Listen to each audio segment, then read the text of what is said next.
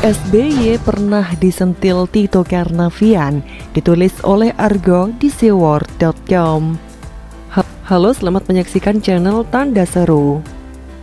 Tito Karnavian pernah ungkap bahwa HTI dulu hampir dibubarkan Polri pada tahun 2013 yang lalu. Namun karena SBY yang saat itu menjadi presiden terkesan ragu, HTI akhirnya batal digebuk. Pengakuan ini diungkapkan oleh Tito Karnavian saat masih menjabat sebagai Kapolri. Saat itu Tito Karnavian dicecar oleh Benny Kaharman soal Perpu Ormas dalam rapat dengar pendapat umum dengan Komisi 3 DPR pada tanggal 17 Juli 2017 yang lalu.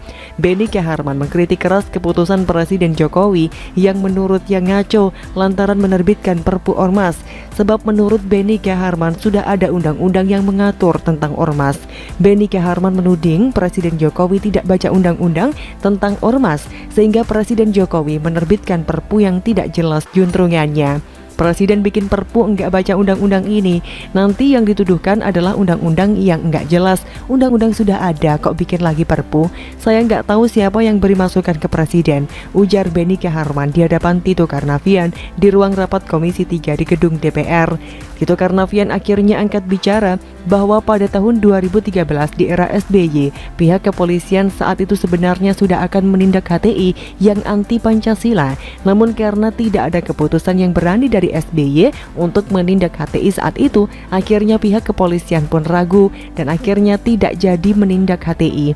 Tito Karnavian mengungkapkan bahwa HTI saat itu sudah menunjukkan jati diri mereka secara terang-terangan anti Pancasila. Tapi pihak kepolisian tidak menindak mereka karena saat itu SBY ragu dan terkesan tidak punya nyali untuk menindak HTI.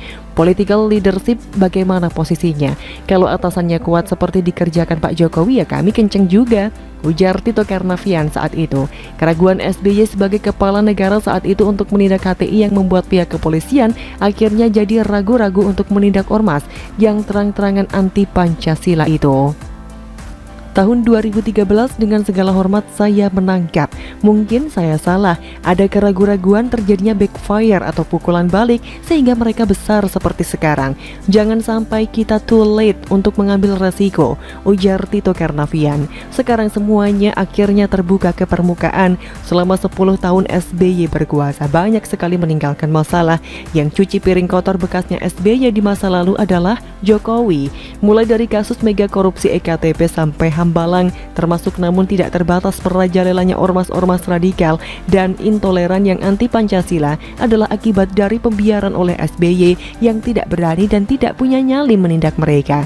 SBY juga bahkan merangkul PKS yang notabene adalah ancaman serius bagi kedaulatan NKRI. Padahal PKS adalah partai politik dengan ideologi yang merupakan reinkarnasi dari Ikhwanul Muslimin dan berafiliasi secara ideologi keagamaan dengan Wahabi. Ideologi politik PKS ini sangat berbahaya bagi kedaulatan NKRI karena berkaitan erat dengan Ikhwanul Muslimin. Bagi penganut Ikhwanul Muslimin, dasar negara Pancasila yang dianut oleh NKRI adalah togut dan wajib hukumnya digantikan dengan khilafah Islamiyah. Itulah sebabnya kenapa sering timbulnya aksi-aksi terorisme, bom bunuh diri dan serangan-serangan terhadap aparat keamanan yang mereka anggap sebagai simbol togut. Tujuan besar kelompok Wahabi untuk mengkhilafahkan Indonesia dengan memancing sentimen etnis dan agama di Indonesia untuk menggiring ke arah sektarianisme dan perpecahan.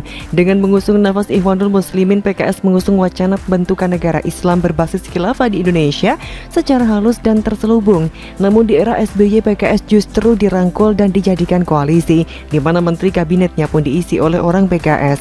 Di era Presiden Jokowi, para kaum khilafah anti Pancasila itu tidak berkutik. PKS tak mampu berbuat banyak seperti di era SBY dulu. Melalui Presiden Jokowi, negara yang sudah berdiri selama puluhan tahun ini tidak akan pernah bisa diutak-utik oleh ormas-ormas, termasuk namun tidak terbatas partai politik penolak Pancasila dan NKRI.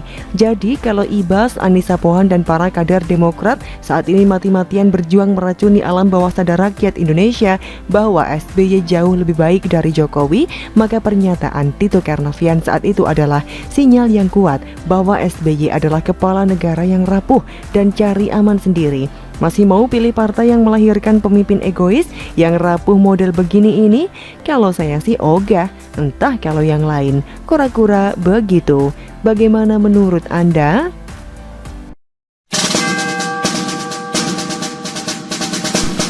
Hilangnya senyum Jokowi, namun tetap optimis.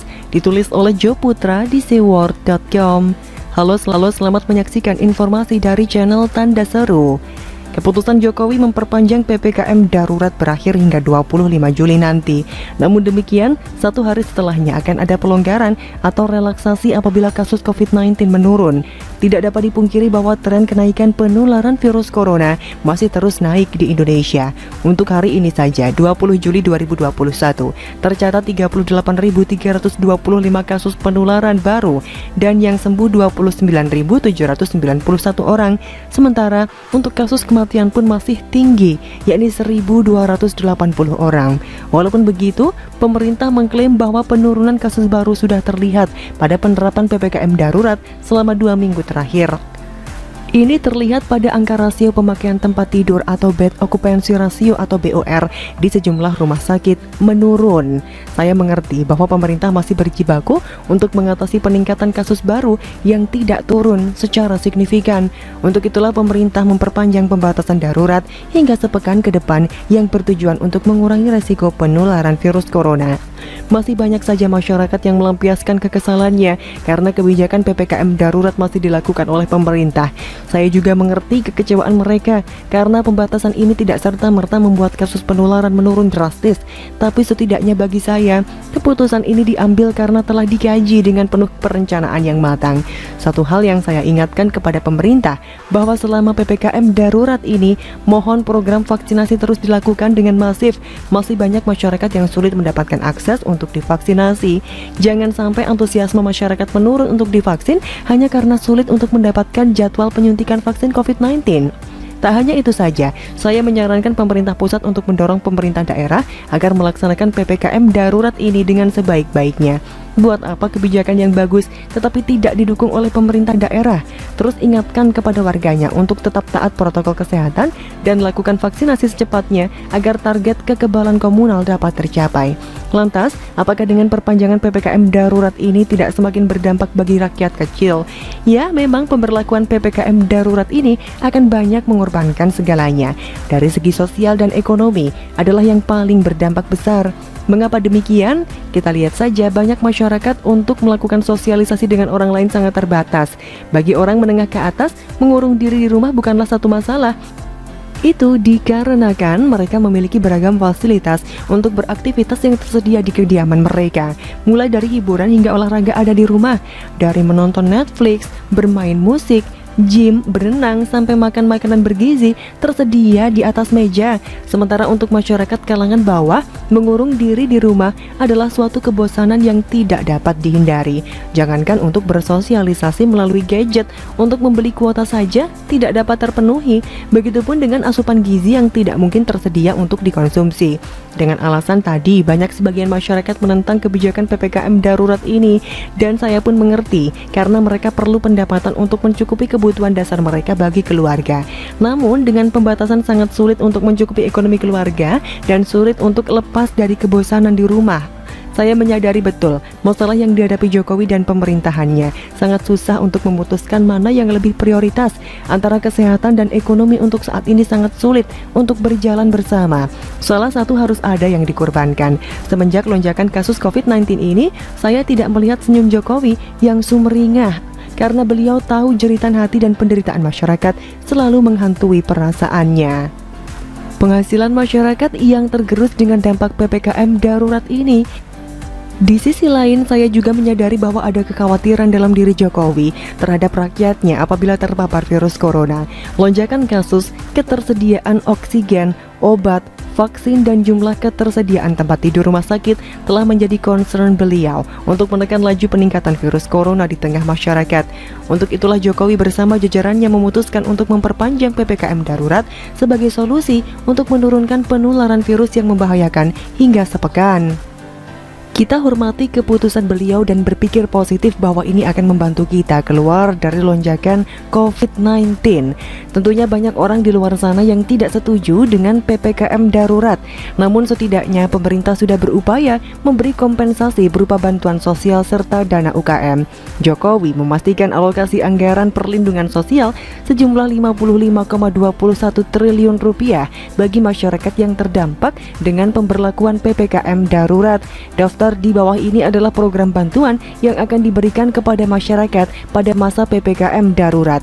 Yang pertama, bantuan tunai, bantuan sembako, bantuan kuota internet, subsidi listrik, insentif usaha mikro informal 1,2 juta rupiah per pelaku, insentif usaha mikro 1 juta rupiah per pelaku. Jokowi memastikan program bantuan sosial dapat diturunkan secepatnya karena jangan sampai masyarakat yang terdampak PPKM darurat semakin menderita. Semoga saja dengan program bantuan sosial ini dapat memenuhi kebutuhan dasar masyarakat.